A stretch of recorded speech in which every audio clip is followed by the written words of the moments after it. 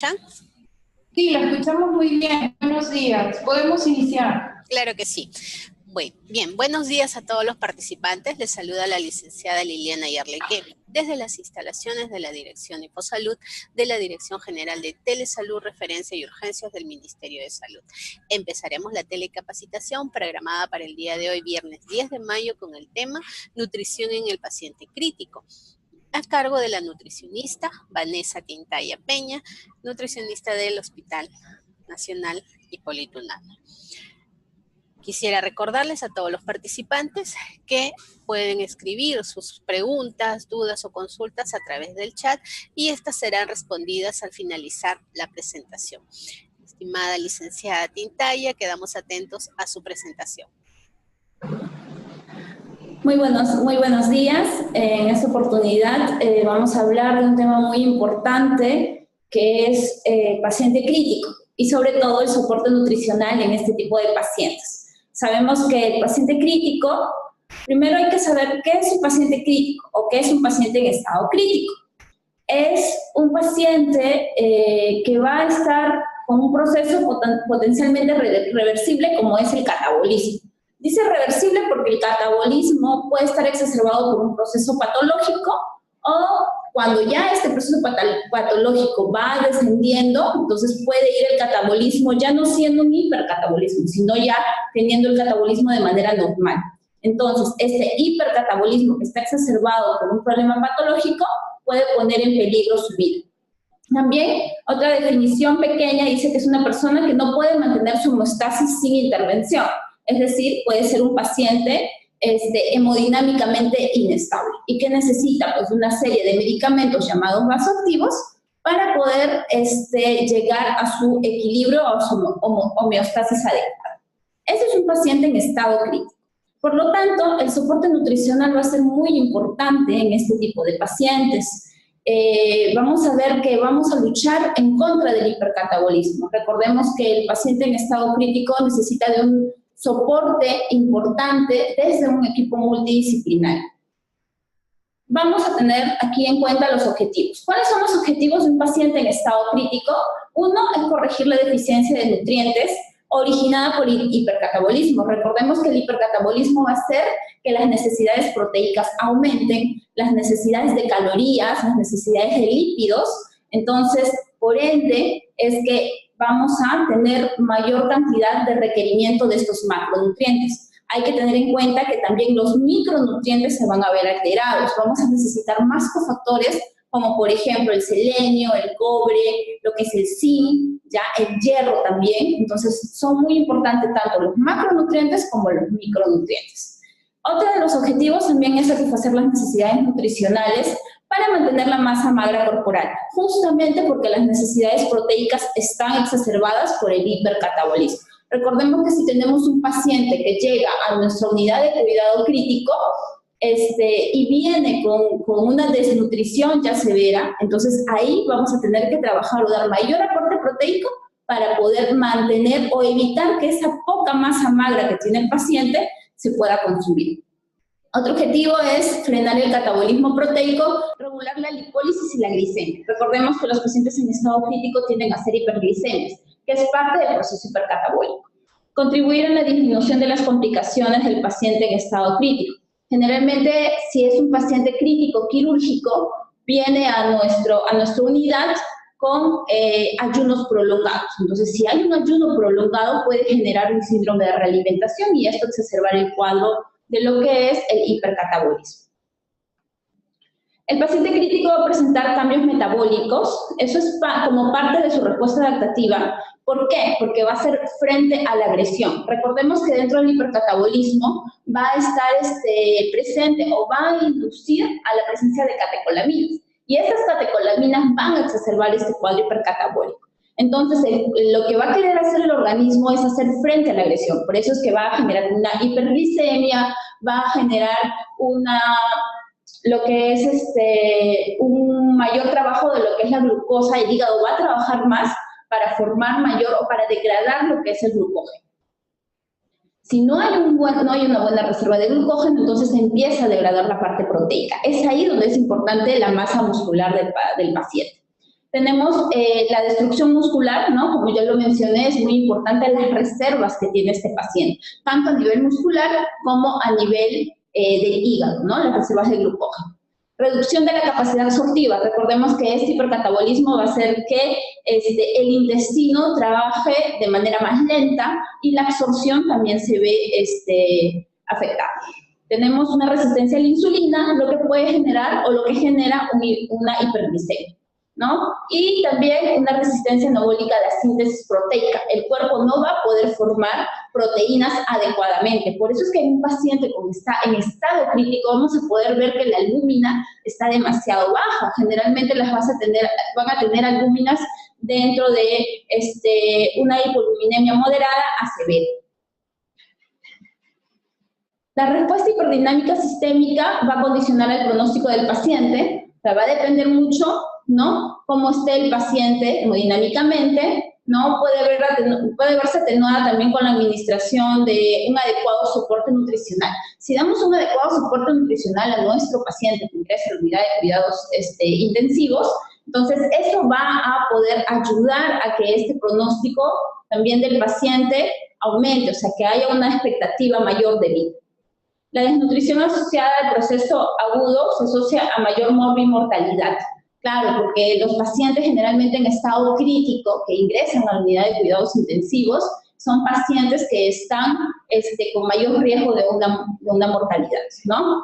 Y también hay estudios que se han hecho bastante en las unidades de cuidados intensivos donde se demuestra que lo que es la deuda calórica proteica. Nosotros llamamos a una deuda calórica proteica cuando el paciente no cubre el requerimiento del día. Es decir, yo le doy al paciente un requerimiento día de 60 proteínas y no se administró las 60 proteínas, sino se le administró menos.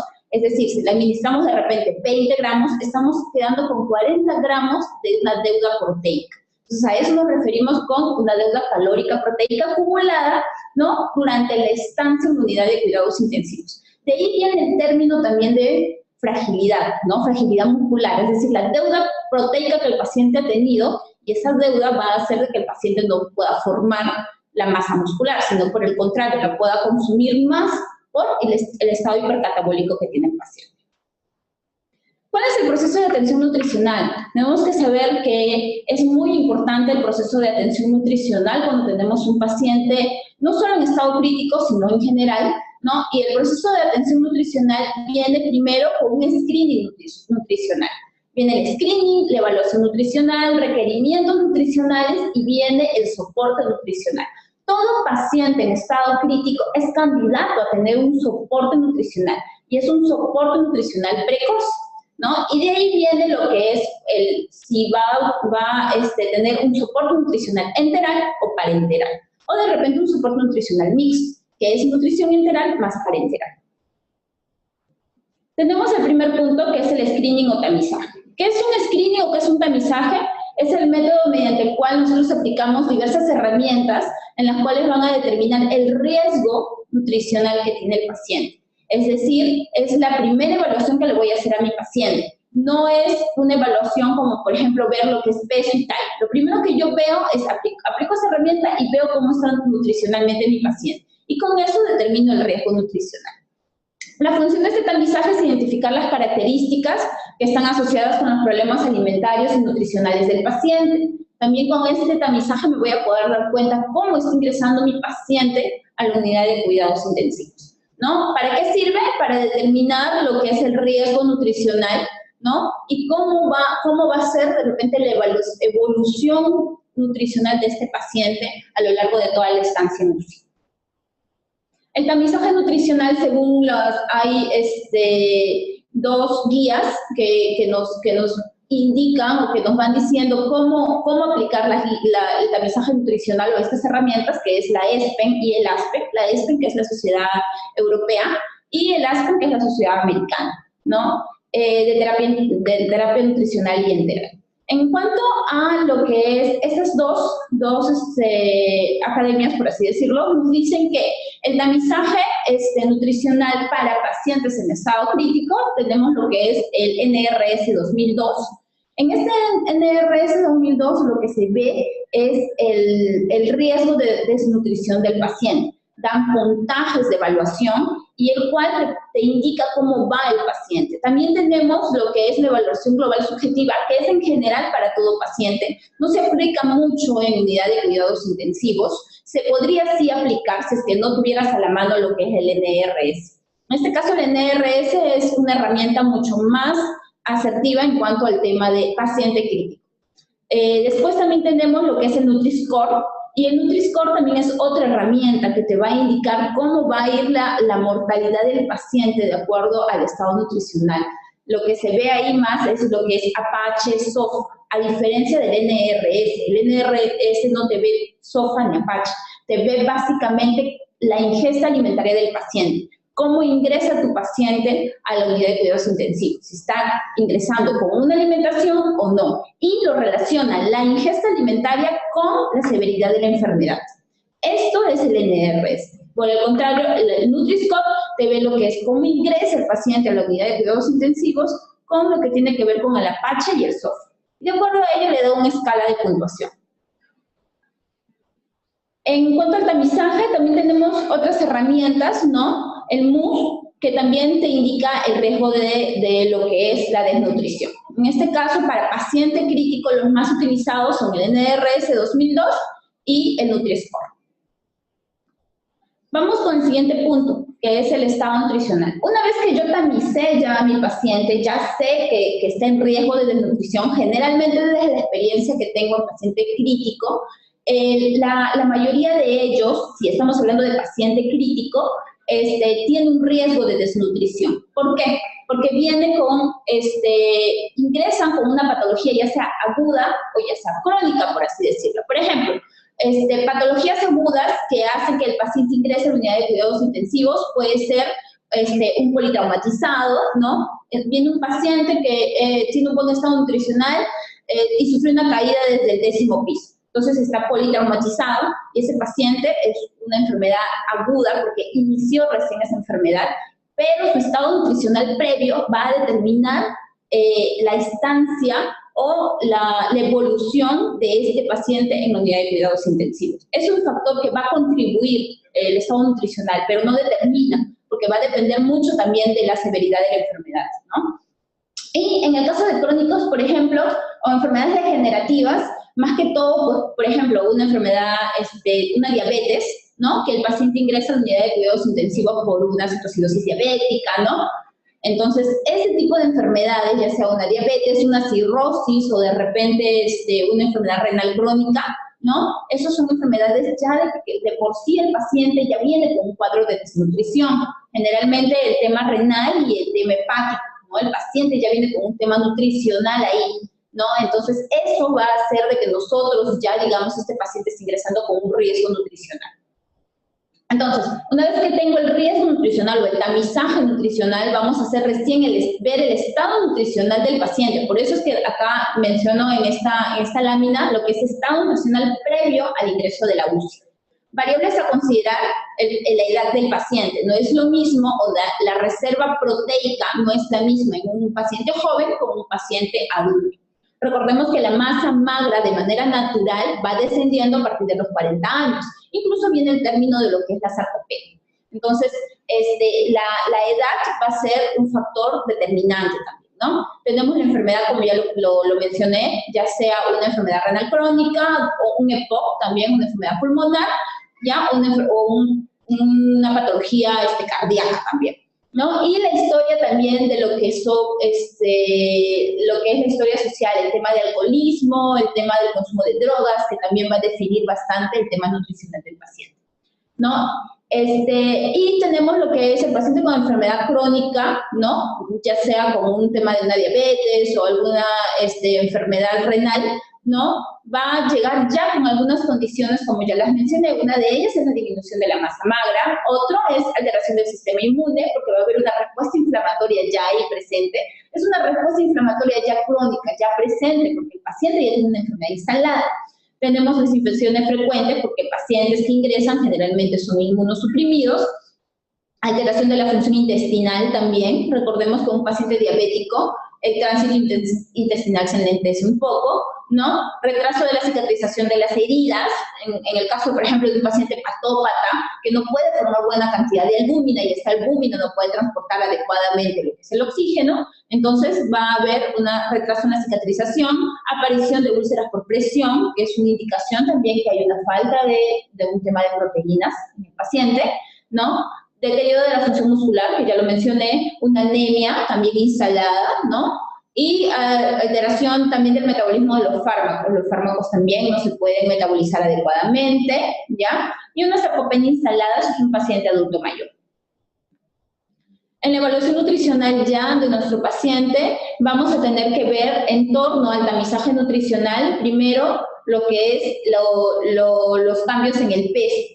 Si el paciente ha perdido peso, ¿no? Esta evaluación lo voy a poder hacer con el familiar, ¿no? Con el familiar se hace la consulta, cómo ha ido la variación de peso del paciente, los cambios en la ingesta, ¿no? Si el paciente, por ejemplo, ha tenido, es un politraumatizado, de repente, lo más seguro es que el día anterior, previo al accidente, el paciente sí haya comido. Es diferente a un paciente que ingresa de repente al hospital por una, a ver, se me ocurre que sea una operación, una colecistectomía, por ejemplo, y se complica, y eso hace que genere una fístula enterocutánea de alto gasto y que descompense al paciente y que hace que entre a la unidad de cuidados intensivos, ¿ya? Entonces, este paciente ya viene con una historia de no comer adecuadamente. Es muy diferente, por eso es muy diferente lo que es la enfermedad aguda que ocurre intempestivamente a lo que es la crónica, ¿ya? Entonces, ahí viene cambios en la ingesta. Esta evaluación se puede hacer con el mismo familiar. La capacidad funcional, si el paciente ha tenido capacidad para moverse, recordemos que el movimiento también va a hacer que la masa muscular esté preservada. La severidad de la enfermedad, qué tipo de enfermedad está el paciente ingresando a la unidad de cuidados intensivos.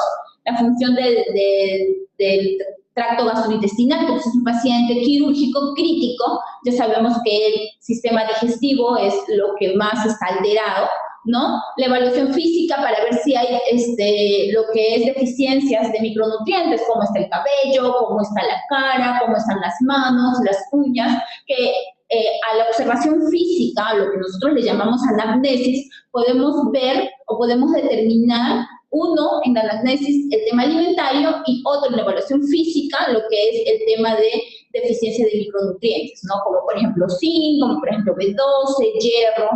Y por último, en la evaluación física también podemos ver ahí básicamente lo que es cuánto es el peso del paciente y la talla, ¿ya? Las limitaciones en UCI, si el paciente está intubado, no podemos evaluar hábitos alimentarios, utilizamos al familiar o vamos con el familiar para poder sacar la información. Y tenemos acá los riesgos, más que todo, si es riesgo, si no hay riesgo, que es un poco improbable que tengamos pacientes en unidad crítica que no tengan riesgo, más o menos estamos hablando del 100% o un 5%, ¿no? Entre un 1 o un 5% que no tengan riesgo. Lo que más tenemos es un riesgo moderado o un riesgo severo, ¿no? Que ingrese un paciente ya malnutrido netamente.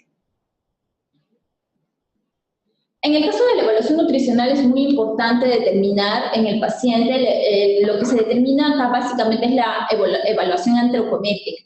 Anteriormente nosotros trabajamos bastante con el IMC. Cabe recalcar que el IMC ya no es un marcador o no es un indicador de estado nutricional netamente. Ahora en la actualidad manejamos otro tipo de marcadores antropométricos que nos puede indicar el estado nutricional propio del paciente. En este caso, pues, tenemos el peso, que definitivamente es muy importante tenerlo, ¿no? Si no lo podemos tener, hay medidas o hay indicadores antropométricos que mediante una fórmula podemos sacar el peso estimado del paciente. También es importante la talla. Si no puedo medir a mi paciente, también hay otros indicadores que me ayudan a sacar la talla.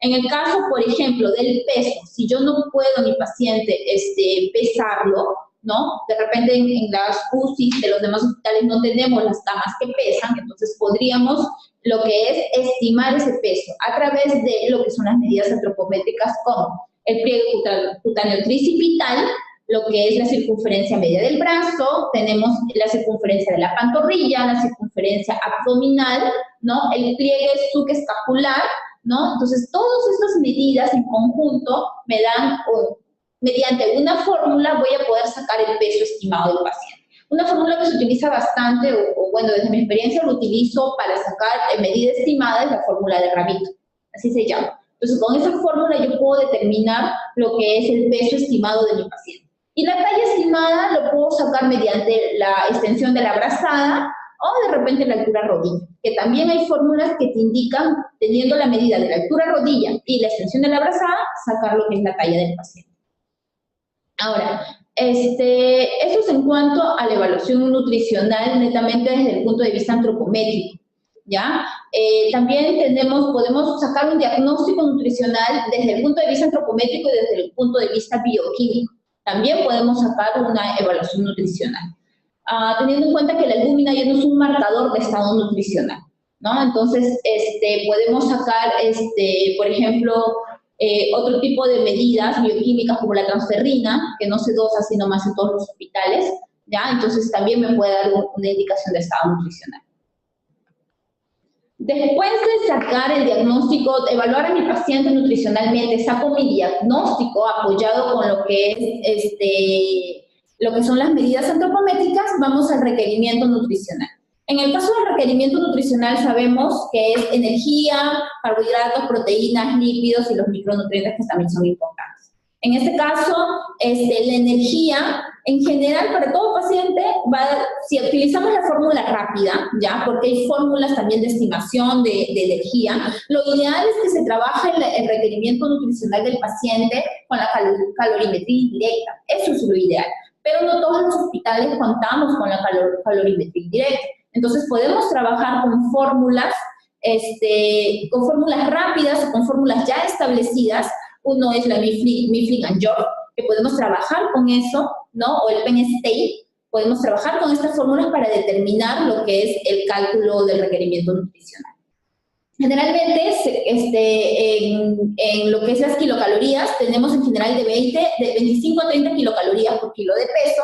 También vamos a dividirlo también dependiendo de las fases del hipercatabolismo, ¿no? En la fase aguda, por ejemplo, entre 20 a 25 kilocalorías.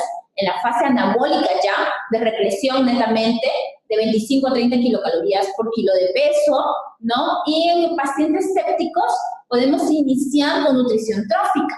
En pacientes sépticos hay que ver lo que es la estabilidad hemodinámica del paciente. Entonces, dependiendo de la estabilidad hemodinámica del paciente, podemos iniciar la nutrición, ¿no? En este caso, nutrición trófica, ¿no? O darle entre 10 a 15 kilocalorías por kilo de peso. Ahora, licenciada, el peso, ¿qué peso utilizo? Es mucha controversia también. Si es un paciente que tú has determinado que es desnutrido, puedes trabajar con el peso ideal de ese paciente. Si ves que tu paciente está en obesidad, puedes trabajar con el peso corregido. Y si es un paciente con normonutrido, utilizas el peso actual. Entonces, con esos tipos de pesos se van a ir trabajando lo que es el requerimiento nutricional. Después, una vez de haber hallado lo que es la energía del paciente, el requerimiento total del paciente, vamos con el requerimiento de carbohidratos, que va a depender mucho de la patología, ¿ya? Entonces, va desde el 45 a 60% del valor calórico total, ¿ya? La cantidad de proteínas va a depender mucho de la patología. Por ejemplo, si es un gran quemado crítico, generalmente utilizamos de 2 a 2.5 gramos por kilo de peso, ¿no? Si es un paciente politraumatizado, 2 gramos por kilo de peso de proteínas. Si es un paciente de repente que ingresa a nuestra unidad quirúrgico crítico, dependiendo de la patología, puede ser, si es una fístula de alto gasto, podría ser entre 1.8 a 2 gramos por kilo de peso. Pero si es un quirúrgico crítico, podemos empezar con 1.5 gramos por kilo de peso. Hay que tener en cuenta también lo que es, si es una enfermedad crónica, como por ejemplo una enfermedad renal, dependiendo, si está en hemodiálisis, o como le llamamos una terapia renal, no podemos restringir la parte proteica, hay que darle las proteínas que él necesita. Generalmente como mínimo de proteínas va a oscilar desde 1.5 en adelante gramos por kilo de peso de proteínas. Entonces es muy importante que si es un paciente con terapia de reemplazo renal o hemodiálisis, le demos la cantidad proteica estándar, que es 1.5. Pero es un paciente que está con una injuria renal aguda, no va a pasar a hemodiálisis, entonces ahí podríamos ver un poco la parte proteica, poder empezar de repente con 1 hasta 1.2 gramos por kilo de peso, de acuerdo a cómo van los indicadores de urea y creatinina también, ¿no? Cómo va el tema de lo que es los marcadores bioquímicos nutricionales, ¿no? Cómo van, cómo está yendo el paciente. Entonces, de acuerdo a ello, empiezas con 1 o empiezas con 1.2. Dependiendo, ¿no? Si, por ejemplo, es un paciente que no está en terapia de reemplazo renal, te puede empezar con 1. Recordemos que el hipercatabolismo está exacerbado. Necesito dar mayor aporte de proteína. La parte de restringir proteínas, de dar 0.6, 0.8, en las últimas guías actuales, ESPEN, ya te indica que no podemos ser tan restrictivos. Podríamos empezar con 1, ¿no? Y poder ver la evolución del paciente. Después, la parte de lípidos, es algo muy importante que tenemos que tener en cuenta. Desde mi experiencia, los pacientes críticos generalmente vienen con HDL bien bajos, bajísimos. Puedes encontrar HDL desde 5 hasta 10, ¿ya? Gramos por decilitro. Por eso es muy importante también lo que es el perfil lipídico, para ver cómo estás encontrando a tus pacientes. Imaginemos que pides un perfil lipídico y estás con triglicérido de 500. Ahí también tendrías que tener en cuenta lo que son el aporte de carbohidratos. ¿Por qué? Porque recordemos que los triglicéridos vienen de la ruta metabólica de los carbohidratos. Entonces, si los triglicéridos están elevados, habría que hacer un control no de grasa, sino de carbohidratos. Por eso es muy importante pedir también perfil lipídico y ver lo que es el HDL. El HDL también es un componente muy importante de la parte nutricional. Entonces, viendo el HDL, nosotros podemos ir dando los componentes lipídicos o el requerimiento de lípidos que puede ir de 25 a 30% del valor calórico total. Entonces, esto es con respecto al requerimiento nutricional. Vamos con respecto acá es algo que sí no lo puse, pero es importante mencionar lo que es el requerimiento de los minerales. Los micronutrientes, recordemos que es muy importante, se está hablando ahora bastante de la suplementación con tiamina. La tiamina es una vitamina que está deficiente en un paciente crítico de por sí, entonces es muy importante suplementar con dosis de tiamina, ¿ya?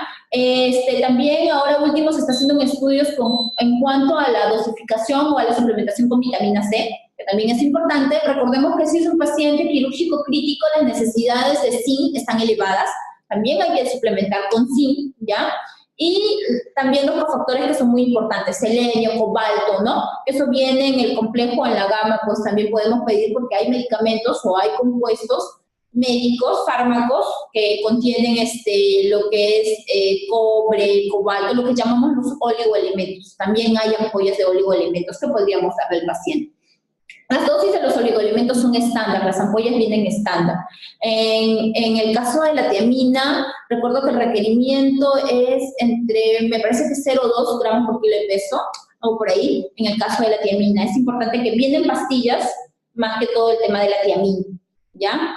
En cuanto al soporte nutricional neto, una vez que ya tamicé a mi paciente, ya le hice la evaluación nutricional, ya tengo un diagnóstico, ya definí el requerimiento, voy al tema del soporte nutricional. ¿Qué le voy a dar a mi paciente? ¿Por qué vía voy a iniciar? ¿Qué tipo de nutrición voy a empezar?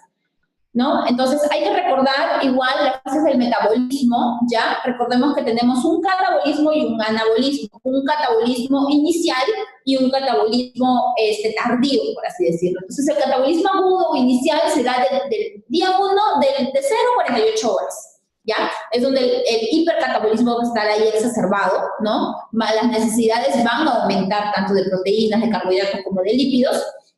Y de los micronutrientes también tenemos lo que es la fase del hipercatabolismo tardío de 3 a 7 días, ¿ya? Ahí también como que ya se está compensando un poco el paciente, ya lo estabilizaste, ¿no?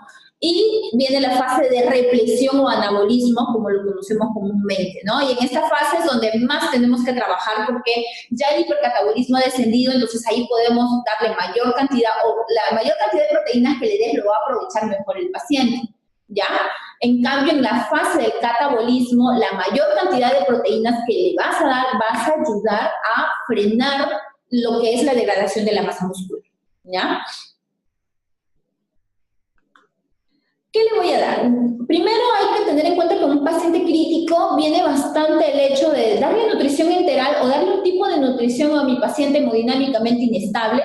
Según la guía del ASPEN 2016, nos dicen que, basado en la opinión de expertos, sugerimos que pacientes críticamente enfermos reciban nutrición enteral dentro de las 24 a 48 horas, ¿ya?, de haber hecho el diagnóstico de sepsis severo choque séptico y como tan pronto la resucitación haya sido completada y el paciente esté hemodinámicamente estable. Entonces, una vez que tu paciente esté hemodinámicamente estable, puedes iniciar la nutrición enteral. Y ahí vamos en el tema de la dosis trófica, que más o menos puede ser pues de 10 a 15 kilocalorías por kilo de peso.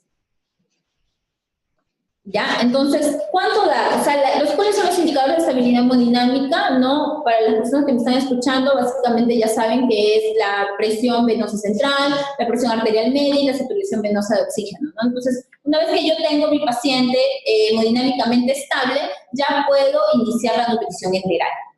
¿Ya? Dar o no dar nutrición enteral en pacientes hemodinámicamente inestables, ¿no? Es muy importante definir por qué le voy a dar a mi paciente hemodinámicamente estable. O sea, ¿por qué no le puedo dar a un paciente inestable? Porque si está inestable, recordemos que las dosis de vasoactivos, vasopresores van a ser elevadas. Y lo que va a querer el organismo ahorita, que es estabilizar a este paciente, o sea, que el corazón tenga mayor cantidad de sangre. Entonces, lo que es la parte de irrigación mesentérica va a estar disminuida, porque van a preferir más, o se va a preferir más el tema del corazón. Entonces, no va a haber una buena circulación mesentérica. Por ende, si yo le doy a mi paciente una nutrición enteral, supongamos, con 1800 de volumen, puedo generar un isquemia intestinal. No necesariamente va a ser así. Se puede dar como no se puede dar. Recordemos que va a depender mucho del paciente. No es que sea algo establecido o algo estándar, que si yo le doy 1800 a mi paciente inestable, se va a generar una isquemia. No necesariamente. Pero las guías te dicen que hay que tener mucho cuidado cuando tienes un paciente hemodinámicamente inestable, ¿no?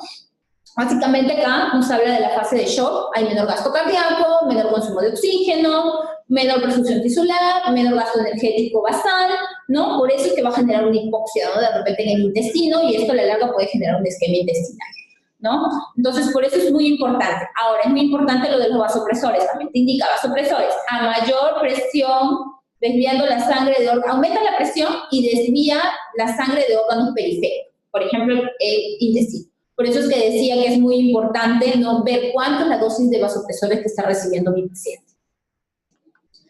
¿En quiénes no iniciar nutrición enteral? En pacientes hemodinámicamente inestables, con sangrado activo, ¿no? Que requieren transfusiones de sangre, más si es una hemorragia digestiva alta, por ejemplo, ¿no? Con una presión arterial media, ¿no? Que sea menor a 60 milímetros de mercurio, ¿no? Que haya dosis de incremento de vasopresores, ¿no? Pacientes que tengan bajo nivel de flujo, ¿no?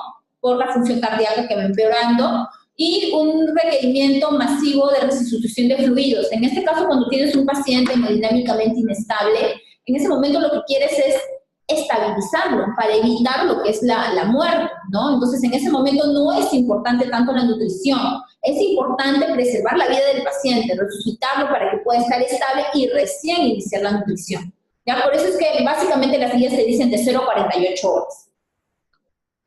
Indicaciones, pacientes con tracto gastrointestinal. ¿En quiénes ya puedo iniciar pues nutrición enteral? Una vez que mi paciente esté hemodinámicamente estable, puedo iniciar ya nutrición enteral. ¿Y en quiénes puedo iniciar nutrición enteral? ¿No? Aquellos pacientes que son incapaces de ingerir por vía oral. Generalmente los pacientes en unidad de cuidados intensivos vamos a encontrar con entubados, con ventilación mecánica, ¿no? Entonces, estos pacientes que están entubados con ventilación mecánica, no van a estar imposibilitados de la vía oral. Entonces, inicio la vía enteral. ¿A través de qué? De sondas nasogástricas. ¿Cuáles son las vías de acceso a la nutrición enteral?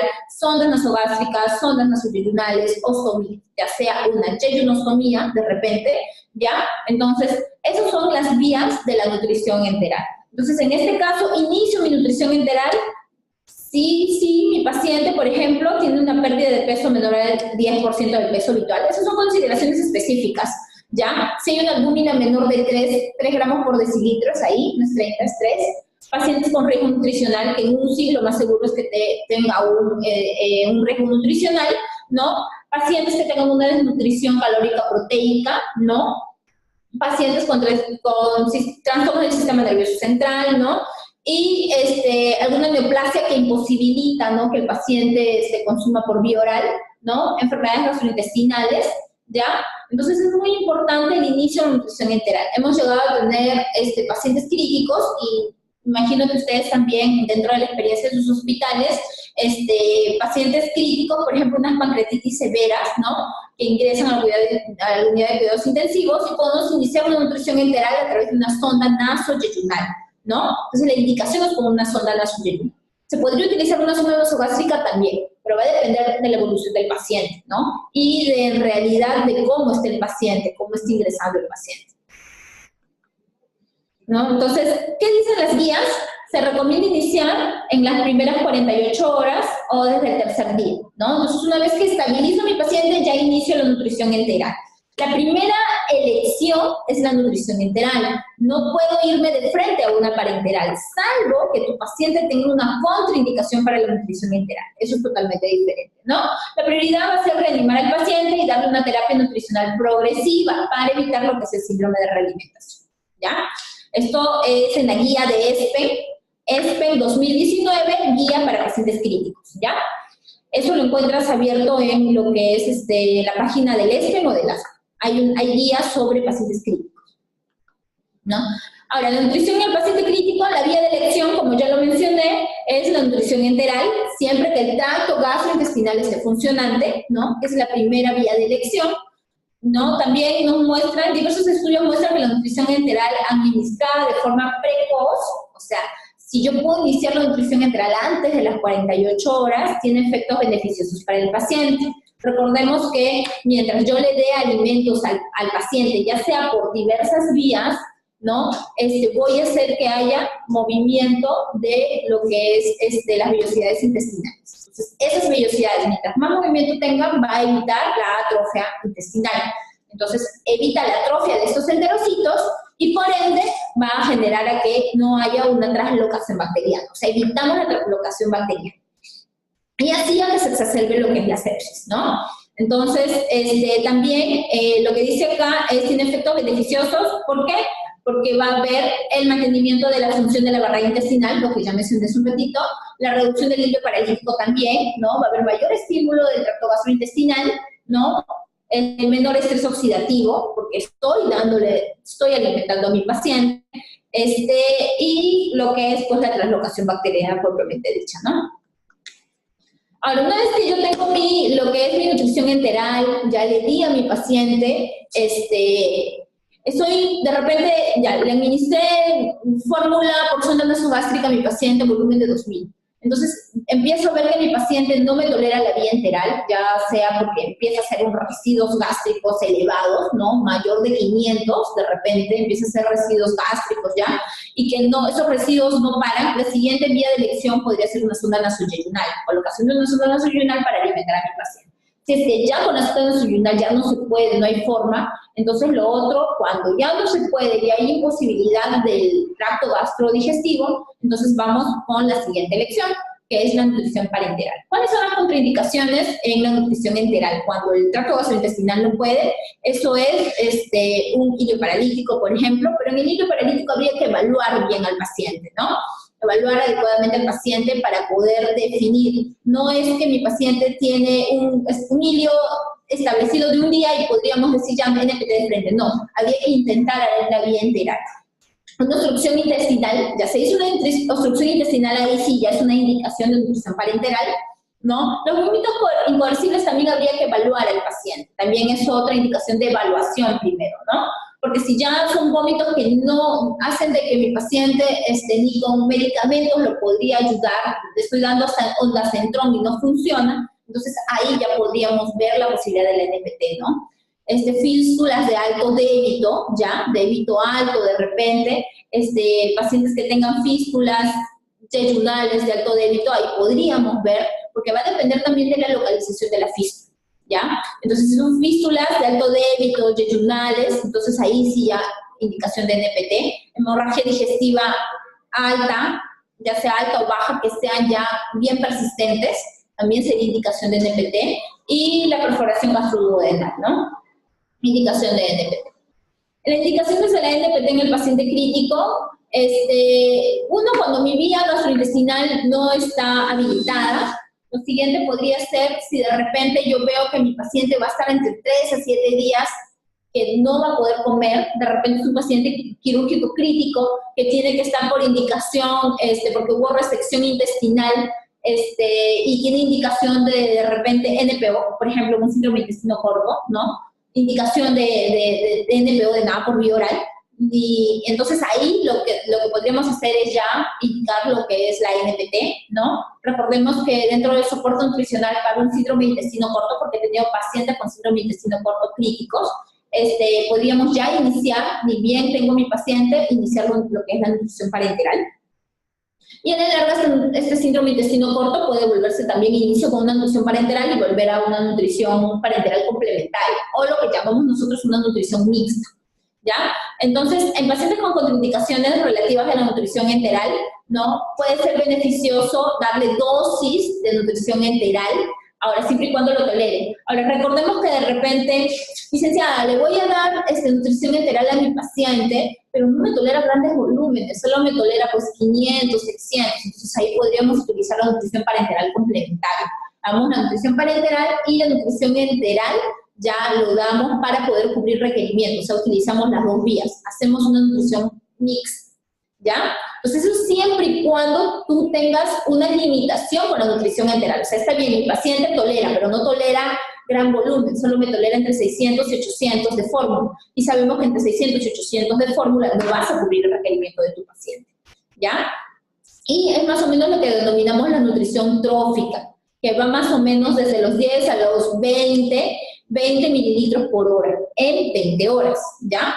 Entonces, siempre que tengas, siempre que inicies la nutrición parenteral, tienes que ver la forma en que en algún momento esa nutrición parenteral sea complementaria. Es decir, que también utilices el apoyo de la nutrición enteral. ¿Por qué? Porque si tú lo dejas mucho tiempo a tu paciente con nutrición parenteral sin la enteral, recordemos que va a haber atrofia de las vellosidades intestinales. Hay pacientes en los cuales ya no se puede porque vienen con un abdomen congelado, sobre todo los quirúrgicos, vienen con un abdomen sumamente congelado, ya es un multioperado y ahí ya lo único que te queda a la vía es la nutrición enteral. Pero dentro de tus posibilidades, cuando tú puedes iniciar la nutrición enteral, hay que iniciarla. ¿Por qué? Porque ayudamos o evitamos a lo que es el aplanamiento de los enterocitos o la famosa translocación bacteriana, ¿no? Ya. Después, con respecto a la nutrición parenteral, hay que trabajar más que sea una nutrición parenteral total, de repente al inicio, y ahí hacerla complementaria con la nutrición enteral. Recordemos que si tienes dos vías de alimentación, las dos vías te van a aportar nutrientes o kilocalorías para llegar a tu requerimiento total. Es decir, de estas dos vías vas a tener que sumar tanto carbohidratos, kilocalorías, proteínas, líquidos para llegar al requerimiento total de tu paciente, ¿ya? Entonces, si utilizamos una nutrición mixta, hay que trabajar tanto con las dos vías para poder sacar el requerimiento total. Y eso sería todo. Gracias.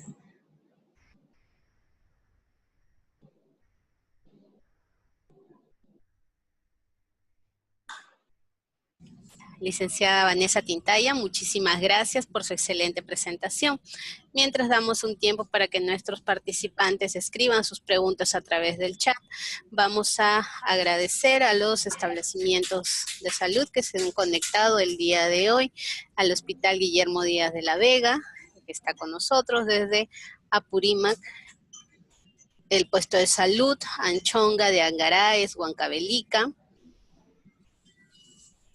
entre otros establecimientos. Tenemos personas que se han comunicado también desde el departamento de San Martín. Bien, la están viendo de todo el Perú, licenciada. Bueno, para comenzar con las preguntas, hacer tal vez una recomendación para el personal del primer nivel de atención. Bueno, es difícil, pero ¿cómo enfocaríamos esta capacitación? Tenemos hospitales que se han unido con nosotros. A ver. Bueno, le agradecen acá, muy bien colega, felicitaciones, muy buena ponencia, nos dicen. Mencionó usted, lo anoté por acá, un síndrome, el que debía de evitarse para poder, cuando se elegía o se daba la nutrición parenteral, ¿no? En realidad, el síndrome de realimentación que yo mencioné, el síndrome de realimentación se da para cualquier vía alimentaria, cuando tu paciente está con ayuno prolongado. Cuando hablamos de un ayuno prolongado, estamos hablando más o menos entre 7 a 15 días. Si tu paciente tiene un ayuno prolongado más de 7 días, lo más seguro es que tengas por ahí presente un síndrome de realimentación. Entonces, eso, y cuando tú vas a iniciar la vía alimentaria, ya sea una oral, una enteral o una parenteral, si tienes más de 7 días, tienes que tener en cuenta que podría generarse un síndrome de realimentación. ¿Qué es el síndrome de realimentación? El síndrome de realimentación es un síndrome que está dado por la disminución severa de lo que es magnesio, fósforo, potasio, y también incluye ahí lo que es la glucosa. Entonces, cuando yo le doy una alimentación, si tengo a mi paciente 7 días sin comer, supongamos, porque hemos tenido casos acá en el hospital hasta 20 días sin comer, entonces quiero iniciar una nutrición, tengo que tener en cuenta primero, pedir los basales de cómo están esos electrolitos, cómo está ese medio interno, cómo está el potasio, cómo está el magnesio, cómo está el fósforo, cómo están yendo las glucosas para poder yo iniciar una nutrición. Si elijo una vía oral, no voy a iniciar una vía oral de frente con una dieta blanda. Tendría que empezar con algo suavecito, que podría ser una líquida por un día, ir poco a poco y monitorizar lo que son las glucosas. Previamente a eso ya coordiné con el médico, ustedes doctores ya sacaron lo que es los electrolitos, ya vieron cómo están sus electrolitos. Si ustedes ven a su paciente que tiene potasio, magnesio, fósforo muy bajo, entonces hay que reponer antes de iniciar la alimentación, porque si no repones podríamos generar un síndrome de realimentación. ¿Cuáles son las características del síndrome de realimentación? Hiperglicemias, el paciente te empieza a hacer taquicardias, ¿ya? Entonces, por eso es muy importante lo que es el monitoreo de estos electrolitos. Si es que tienes a tu paciente más de 7 días sin comer. Si vas a iniciar una nutrición enteral, lo mismo. Vas a iniciar una fórmula, también es muy importante iniciar con dosis trófica. Ahí se inicia con dosis trófica con respecto a la nutrición enteral. Y si es una nutrición parenteral, entonces voy a iniciar con las dosis bajas. Lo que es la velocidad de infusión de glucosa, la famosa BIG, le voy a dar con dosis mínimas, ¿no? También lo que son los electrolitos, recordemos que la nutrición parenteral cuando se formula o se prepara, incluye lo que es el sodio, el potasio, el magnesio y el fósforo para ayudar a la estabilidad de esa bolsa. Entonces, también iniciamos con dosis mínimas, pero previo a eso, antes de iniciar cualquier vía de alimentación, es importante que se hagan los exámenes y control de electrolitos, magnesio, lo que es magnesio, fósforo y potasio para ver cómo están. Si están bajos, los reponemos y recién iniciamos cualquier vía de alimentación. Bien, licenciada Vanessa Tintaya, nos han hecho llegar una pregunta, nos dicen, ¿qué dosis de vitamina C se recomienda? ¿Existen estudios que mencionan dosis altas como son 2 a 3 gramos al día? Sí, generalmente se está hablando ahora de las megadosis. Las megadosis van de 1 gramo a 2 gramos, ¿no? Generalmente, pues, en pacientes podríamos empezar con un gramo, ¿ya? En pacientes críticos podríamos empezar. Son estudios que recién se están dando. En realidad, todavía no se ha publicado una guía o un manual que te diga, sí, tanta es la dosis correcta en paciente crítico que le tienes que dar. No, todavía son dosis estudios que se están dando. ¿Ya? Tengo entendido que ya tienen tiempo siendo evaluados con las dosis de vitamina C. Lo que últimamente se ha mencionado más es la megadosis, que puede ir entre 1 a 2 gramos por kilo de peso, ¿no? De vitamina C. Bien, muchas gracias por la respuesta, licenciada. Nos preguntan también, buenos días, nos dicen felicidades, una excelente ponencia. Disculpe, para las medidas antropométricas en pacientes críticos, ¿qué método es recomendable usar? Ya sea el ISAC o ISAC o nosoantropometría. Generalmente es el ISAC más que todo, ¿no? Porque el ISAC te ve lo que son los pliegues, todo lo que tiene que ver con pliegues, te ve circunferencia, es completo, ¿no? La nasoantropometría es un poco más limitada, podríamos trabajar más que todo con el tema del ISAC, ¿no? No siempre vas a encontrar algún profesional que sepa de nasoantropometría. En cambio, si vas a encontrar más profesionales que tengan experiencia o que hayan llevado cursos de ISAC, ¿no? Generalmente tienes ISAC 1, ISAC 2, ISAC 3, entonces un ISAC 3 ya te maneja bien una evaluación completa en cuanto a pliegues, en cuanto a circunferencias, porque recordemos que para evaluar un paciente hay que saber cómo evaluarlo, no es tomar un pliegue cutáneo tricipital por tomar, no es tomar una circunferencia por tomar, tiene medidas y localizaciones que lo podemos hacer si es que tenemos ya experiencia en cuanto al tema del ISAP, ¿no? Podría ser un ISAP, que generalmente es lo que más encontramos, ¿no? Bien, licenciada. Nos preguntan también, nos dicen, existen fórmulas enterales en el mercado, muchas de las cuales no están al alcance de instituciones del Estado, cuyo uso sería ideal en los diferentes tipos de pacientes críticos. ¿Podrían darnos algunas recomendaciones, sin mencionar marcas, en cuanto al uso de dichas fórmulas? Ya. Es una pregunta muy importante porque siempre se ve el uso. Recordemos que tenemos las fórmulas poliméricas estándar, ¿no? ¿Qué son fórmulas poliméricas estándar? Son aquellas fórmulas que tienen todos los macronutrientes que han sido pasados por un proceso industrializado y que te genera, pues, ¿no?, un preparado, que tiene todo lo que tu paciente necesita y que lo puedes ahí agregar mayor cantidad proteica, porque las proteínas también se vuelven en polvo y eso también puedes enriquecer esa forma. Es una polimérica estándar. Tienen las fórmulas poliméricas especializadas, por ejemplo, una fórmula polimérica especializada para un paciente con enfermedad pulmonar, para un paciente renal, para un paciente hepatopata. Es importante que para pacientes críticos, como el hipercatabolismo está exacerbado, no te va a servir de mucho utilizar fórmulas poliméricas especializadas. Más utiliza una fórmula polimérica estándar con tus dosis de proteínas, porque la fórmula polimérica estándar, si tú la utilizas solita, no vas a cubrir el requerimiento proteico, porque lo que tú necesitas es incrementar la carga proteica en tu paciente.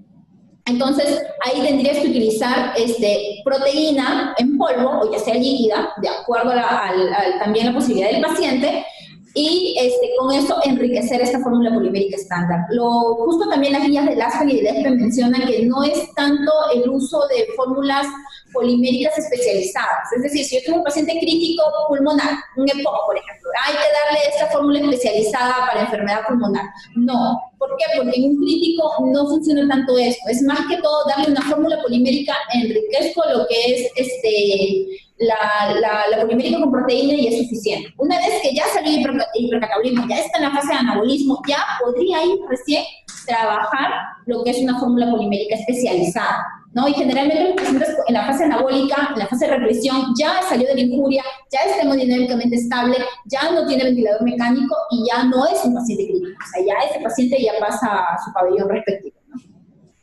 Bien, licenciada Vanessa Tintaya, especialista en nutrición del Hospital Nacional Hipólito Unanue. Ya no tenemos más preguntas y pues queremos agradecer la excelente participación, su excelente la forma de responder las preguntas de nuestros participantes. Muchísimas gracias, esperamos tenerla en próximas telecapacitaciones. Igualmente, muchísimas gracias por la invitación, gracias a todo el personal de salud que estuvo atento a la exposición. En realidad el tema de la nutrición es muy amplia, es muy bonita, porque la nutrición no solamente es basada en un solo momento, sino va cambiando. Los conocimientos, recordemos que van cambiando, el tema nutricional también. Entonces es muy importante dentro de todo, donde estén, de donde me estén escuchando, tomar en cuenta bastante la parte nutricional.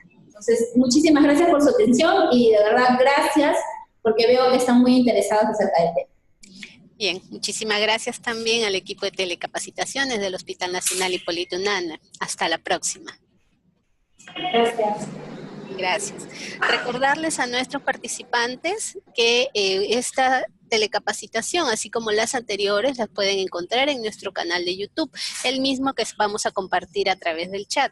Así también estamos compartiendo a través del chat un link en el que ustedes podrán ingresar para poder participar de nuestros grupos de WhatsApp en los que nosotros diariamente enviamos la información sobre las telecapacitaciones. Enviamos la programación semanal y también la programación diaria. Se los pasamos para que en caso deseen compartir con nosotros puedan solicitar ahí su inscripción. También informarles que ya estamos en estos momentos por iniciar la telecapacitación con el Instituto Nacional de Salud del Niño, con el tema tetralogía de Fayot, crisis de hipoxia, a cargo del Instituto Nacional de Salud del Niño. Y también al mediodía tenemos el tema uso de fórmulas infantiles especiales a cargo del Hospital Nacional Cayetano Heredia. Bueno, nos vemos hasta la próxima.